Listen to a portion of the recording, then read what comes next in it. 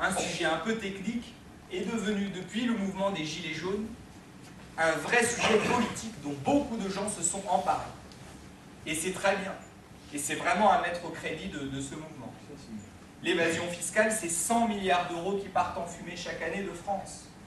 À l'échelle de l'Union européenne, ce n'est pas 100 milliards d'euros, c'est 1000 milliards d'euros qui partent en fumée chaque année avec ces mécanismes d'évasion fiscale mis en place par de grandes entreprises comme par un certain nombre de particuliers très fortunés. Une anecdote. Il y a quelques temps, il y a 2 semaines, avec Fabien Roussel, que vous avez reçu ici il y a quelques temps, avant qu'il ne devienne secrétaire national du Parti communiste, mais il était déjà député et j'imagine qu'il vous avait déjà parlé de la question de l'évasion fiscale. Avec Fabien Roussel, nous sommes allés rencontrer les responsables de Google. Vous connaissez tous Google. Juste pour l'anecdote, 1 an avant, moi j'étais allé inaugurer des logements sociaux avec ma casquette d'adjoint au maire en charge du logement à Paris, dans l'immeuble juste à côté de celui occupé par Google. Parce qu'on avait fait des logements sociaux là, on avait racheté un immeuble, on l'avait transformé. Bref. Puis je visiter des logements, puis j'ouvre une fenêtre et je vois les locaux de Google. Ils ont de très beaux locaux. Et puis j'ai dit comme ça, en ouvrant la fenêtre, et donc quand on ne paye pas d'impôts, on a moyen de se payer de beaux locaux. Puis je me suis retourné, puis il y avait le responsable de Google dont je ne savais pas qu'on avait pris la peine de l'inviter à l'inauguration de nos logements sociaux. Donc quand on y est retourné 1 an plus tard, ça avait mis l'ambiance. D'autant que juste avant, on avait appris que Google avait planqué 20 milliards d'euros aux Bermudes. Non pas parce que les Bermudes sont un endroit charmant, mais sans doute parce qu'il y a quelques avantages fiscaux à localiser un certain nombre de milliards aux Bermudes. Cela dit, ils nous ont dit 2 choses très intéressantes, les responsables de Google. Non mais vraiment, au-delà de la plaisanterie. Ils nous ont dit, premièrement, nous payons des impôts. Mais nous ne les payons pas en France, nous les payons aux États-Unis. 86% des impôts payés par Google, Google les paye aux États-Unis. Bon, sauf qu'ils font du business en France. Et beaucoup de business en France. À chaque fois que vous cliquez sur une publicité alors que vous êtes sur Google, vous rapportez de l'argent à Google. Donc leurs impôts, ils les payent aux États-Unis. Mais ils nous ont dit une deuxième chose plus intéressante. Ils nous ont dit, si la loi nous contraignait à payer des impôts en France, on paierait des impôts en France. Donc la responsabilité, bien sûr que Google ne manque pas de créativité pour payer le moins d'impôts possible en France. Mais le problème, c'est qu'on a aujourd'hui un pouvoir politique qui ne fait rien d'efficace et d'utile pour que Google soit contraint de payer des impôts en France. Et l'Union européenne ne fait rien d'efficace et d'utile pour faire en sorte que cette entreprise qui prospère en Europe paye des impôts en Europe. Et donc il faut mettre en place un principe simple qui dit que quand on fait du business en France, on peut être une multinationale américaine, mais quand on fait du business en France, on paye ses impôts en France.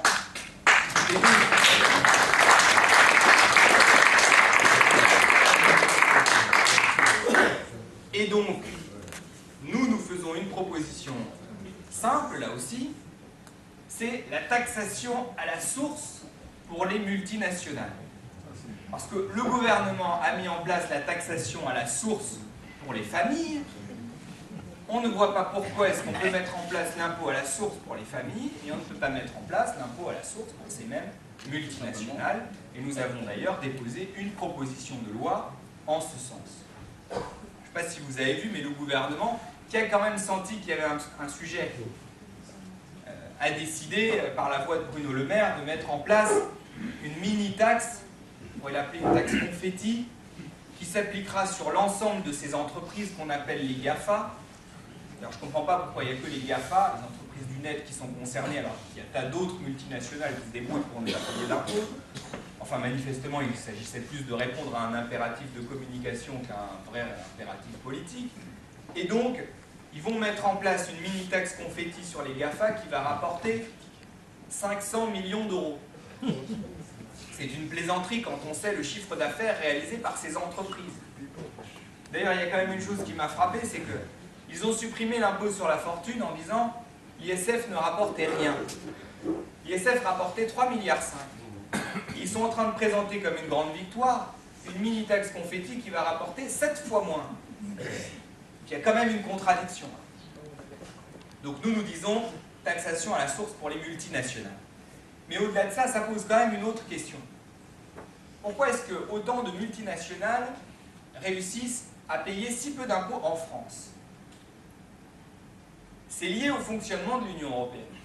Parce qu'aujourd'hui, dans l'Union européenne, vous avez des pays qui sont pourtant membres de l'Union européenne, parfois même membres fondateurs de l'Union européenne, qui sont des paradis fiscaux. Alors certes, ils ne figurent pas sur la liste officielle des paradis fiscaux établis par la France, mais cette liste est de toute façon une plaisanterie, et les seuls pays qui y figurent sont tellement obscurs qu'on ne les connaît même pas, les îles Samoa et d'autres. Mais bien sûr que le Luxembourg est un paradis fiscal. Bien sûr que l'Irlande est un paradis fiscal. Pareil pour les Pays-Bas, pareil pour Malte. Et donc, ça pose quand même une vraie question d'avoir au sein de l'Union européenne des pays qui ne jouent pas le jeu et qui font du dumping fiscal, de même que d'autres font du dumping social, avec des entreprises qui font du nomadisme fiscal. Des entreprises qui se localisent fiscalement, pour beaucoup, en Irlande. Parce qu'en Irlande, le taux d'impôt sur les sociétés est 2 à 3 fois moins élevé qu'en France. Donc là aussi, ça ne peut pas fonctionner comme ça. Ça ne peut pas fonctionner comme ça. On ne peut pas côtoyer au sein de l'Union européenne des pays qui se conduisent en paradis fiscaux, transformant du même coup l'Union européenne en passoire fiscale, parce que c'est ce qu'elle est aujourd'hui, une passoire fiscale. Donc ça pose la question de l'harmonisation par le haut de l'impôt sur les sociétés, pour que tout le monde joue le jeu, et ça permettra d'ailleurs de développer les services publics dans toute l'Europe si tout le monde paye des impôts, tout particulièrement ces grosses entreprises qui aujourd'hui n'en payent pas et passent d'une certaine manière entre les mailles du filet. Donc voilà quelques-unes des propositions que nous faisons dans le cadre de ces élections européennes, avec un objectif qui est au fond de renverser la logique actuelle de l'Union européenne, qui est une logique uniquement tournée vers la satisfaction des marchés et des banquiers. Simplement, nous ne faisons pas que le dire dans notre programme. Et nous avons cherché à matérialiser, à travers la composition de notre liste, cette Europe du monde du travail. Et c'est une spécificité, j'en suis convaincu, que nous aurons jusqu'au bout de la campagne. Nous avons une liste de 79 noms, puisque ce sont désormais des listes, enfin c'est une liste nationale, et non plus des listes par circonscription régionale. Et notre liste, elle est constituée à 50% d'ouvriers et d'employés. C'est la proportion exactement équivalente à celle de la société française. Alors vous me direz, ça devrait être normal. Et toutes les listes devraient être composées comme ça, représentatives de la société française. Le moins qu'on puisse dire, c'est que ça n'est pas souvent le cas. Vous savez qu'aujourd'hui, au sein du Parlement européen, qui compte un peu plus de 700 eurodéputés, il y a 3 ouvriers sur 700, tout pays confondu. 3 ouvriers, aucune ouvrière. Et donc nous avons pris un parti différent, qui est de construire une liste, qui est une liste du monde du travail, avec 50% d'ouvriers et d'employés, notamment en numéro 2, Marie-Hélène Bourlard, qui est ouvrière du textile, retraitée depuis maintenant 2 ans, et que certains ont peut-être vu dans le film de François Ruffin, Merci Patron. Et donc, si elle est élue, et elle le sera, elle sera la première femme ouvrière à faire son entrée au Parlement européen.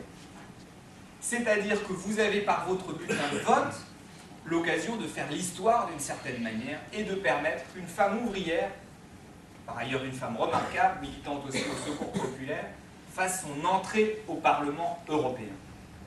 Et donc je trouve que c'est très important.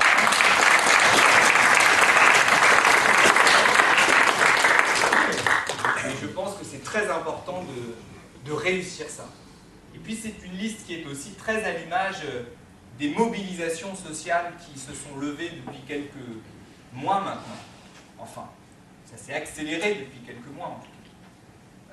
Il y a sur notre liste des gilets jaunes, notamment en 5e position Mamadou Bassoum, qui est est par ailleurs champion d'Europe de taekwondo et qui est monté sur le podium quand il a eu sa médaille avec son gilet jaune et son drapeau tricolore. Et Mamadou Bassou, qui est par ailleurs ingénieur dans la vie quotidienne, est en 5e position sur notre liste et c'est une figure du mouvement des Gilets jaunes, une belle figure du mouvement des Gilets jaunes.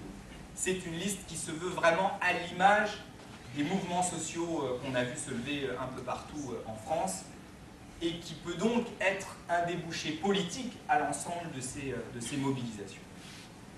Un dernier mot parce que j'ai déjà été très long. Ce sont des élections européennes. Je le redis, nous avons décidé de prendre au sérieux cette élection et de parler des enjeux propres à l'Union européenne. On le sait, aux élections européennes, il y a souvent beaucoup d'abstentions. Beaucoup.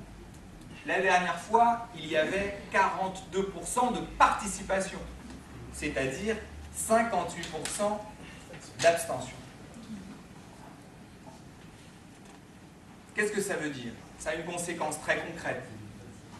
C'est que ceux qui font de bons scores sont ceux qui savent s'organiser. Et donc c'est une élection où il est essentiel de mobiliser les siens, de mobiliser ceux qu'on connaît, ceux qu'on a dans notre entourage. Donc je vous fais une demande qui est de vous mobiliser très massivement, de discuter autour de vous, de faire en sorte que votre famille, vos amis, ceux que vous connaissez, vos collègues de travail, aillent voter et aillent voter pour la liste que nous présentons parce que c'est la liste qui, à mes yeux en tout cas, est celle qui répond le mieux aux enjeux de la période. Alors je sais que c'est compliqué pour, au fond, 2 raisons. Et donc je voudrais y revenir rapidement. Premièrement, beaucoup de gens pensent que le Parlement européen ne sert à rien. Alors évidemment, si on pense que ça ne sert à rien, on ne prend pas la peine de se déplacer pour désigner des députés européens. Mais ce ne serait pas grave si c'était vrai, sauf que ce n'est pas vrai. Le Parlement européen ne sert pas à rien. J'imagine que Marie-Pierre Vieux vous l'a dit et vous en a fait la démonstration. Mais je vais quand même en dire 2 mots. Le Parlement européen, il vote sur les directives. Les directives, elles sont préparées au sein de la Commission européenne, mais elles sont ensuite soumises au Parlement européen. Si une directive est battue au Parlement européen, elle n'est pas adoptée. 2 exemples concrets. Premièrement, un échec. Deuxièmement, une victoire. Premièrement, un échec, mais de peu. Le 4e paquet ferroviaire. 4e paquet ferroviaire, les cheminots savent de quoi on parle, qui a abouti à la loi sur la SNCF, qui va en fait aboutir à une privatisation de la SNCF. Il a été adopté à 30 voix près. 30 voix près. Donc si on avait été un peu plus nombreux au Parlement européen, on aurait pu y faire échec. On aurait pu y faire échec. Donc ça vaut le coup d'avoir des députés européens supplémentaires pour défendre les services publics. 2e exemple, une victoire. Je suis sûr que Marie-Pierre Vieux vous a parlé des travailleurs de la route parce qu'elle s'est beaucoup battue sur cette question. Au passage, nous avons sur notre liste un chauffeur routier qui s'est beaucoup battu lui aussi sur cette question. Il y avait une directive qui était passée au Parlement européen, enfin pas passée, qui était présentée au Parlement européen, préparée par la Commission européenne, qui dégradait considérablement les conditions de travail des routiers, en espaçant notamment leur période de congé. Cette directive, elle a été battue.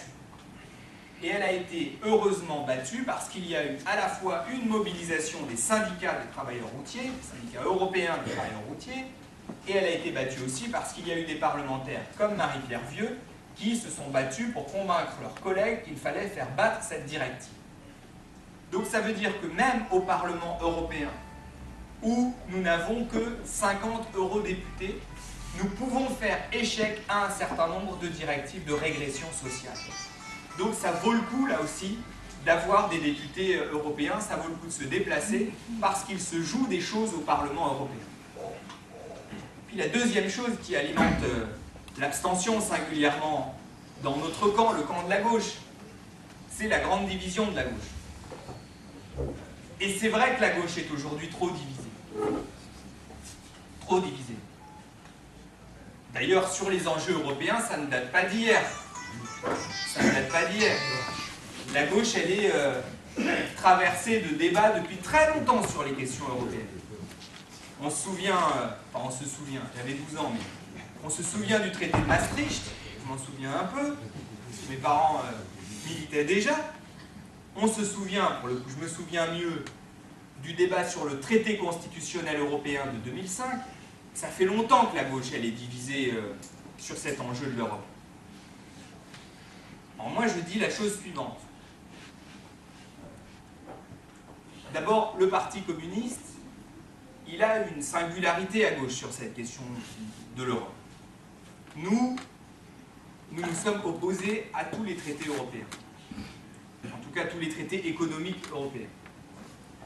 Pourquoi? Parce que nous avons perçu très tôt l'ADN, la nature profondément libérale de cette Europe. Les 3%, c'est dans Maastricht. Et on voit où ça nous mène aujourd'hui. Donc nous avons pour nous une forme de constance, une forme de cohérence sur ce sujet. Et nous avons eu raison de nous opposer à ces traités européens. Parce qu'aujourd'hui, ces traités européens sont pour beaucoup dans les difficultés que nous rencontrons. Et si d'ailleurs la gauche a échoué ces dernières années quand elle a été au pouvoir, c'est sans doute de ne pas avoir eu le courage de rompre avec les logiques de ces traités européens et de ne pas avoir affronté ces logiques libérales de l'Union européenne. Très tôt d'ailleurs dans l'exercice du pouvoir. Donc nous avons eu raison pour le coup sur ce sujet. Je ne dis pas que les communistes ont eu raison sur tout depuis 30 ans, mais enfin, sur cette question-là, on ne peut pas dire qu'on a raconté de salade. On n'a pas expliqué qu'on pourrait faire l'Europe sociale avec des traités européens qui disaient tout l'inverse. Donc nous avons pour nous cette légitimité-là. Ça veut dire qu'il faut être tout seul, évidemment non. Et nous continuons à tendre la main à ceux qui partagent avec nous l'idée que l'Union européenne doit être autre chose qu'une machine à fabriquer de la régression sociale, ce qui suppose d'avoir l'honnêteté de dire qu'il faut rompre avec la logique de ces traités. Parce que le rassemblement, on peut répéter rassemblement, rassemblement, rassemblement, mais enfin un rassemblement qui n'est pas relié à du contenu, il repose sur du sable. Un rassemblement solide, c'est un rassemblement sincère, et un rassemblement sincère, c'est un rassemblement qui repose sur un contenu clair, précis. Et c'est ce que nous essayons de faire.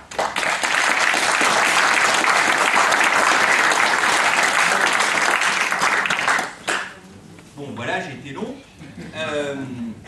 Je vous propose de toute façon qu'on ait un échange, mais j'insiste sur la mobilisation, vraiment. Je ne veux pas que demain on ait un Parlement européen dans lequel il n'y ait plus de parlementaires pour défendre les idées que nous avons défendues depuis maintenant des années, alors même que nous avons vu clair sur un certain nombre d'enjeux fondamentaux sur l'avenir de l'Europe. On y reviendra peut-être tout à l'heure. Donc je vais vraiment me donner à fond dans cette campagne, j'essaie déjà de le faire. Nous avons 79 candidats, enfin je m'enlève, 78 candidats qui sont formidables, et donc je vous demande de vous mobiliser aussi très nombreux pour faire en sorte que nous fassions le meilleur score possible. Voilà, merci à tous.